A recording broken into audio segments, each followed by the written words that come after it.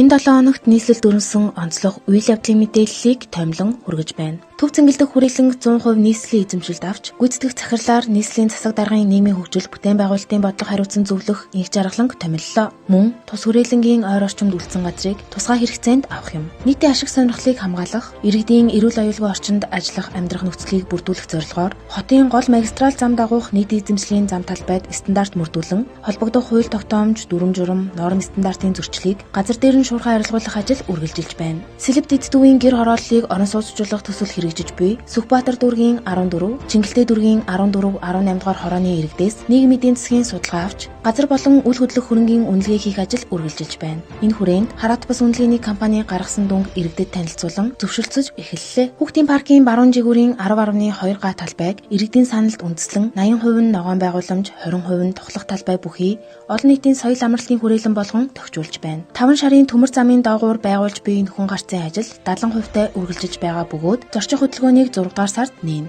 Улаанбаатар Smart Card компаниас иргэдтэй гурван гэрээ байгуулж, автобусны буудал дээр төц байршуулсан асуудлаар нийслэлийн засаг даргын эдийн засаг дэд бүтцийн асуудал хариуцсан 1-р орлогч Сайн зураг төц эрхлэгчдийн холбооны төлөөлөлтөд уулзлаа. Нийслэлийн засаг даргын нэрмжит цэрэг спортын дүл цогцлбор тэмцээнийг 2 өв шаттайгаар зохион байгуулж байна. Амгалан дулааны станцын суурлагдсан хүчин чадлыг 116 мегаваттаар өргөдөглөө. Орон нутгийн хөгжлийн сангаар 2025 онд хэрэгжүүлэх төсөл арга хэмжээнд санал авч байна.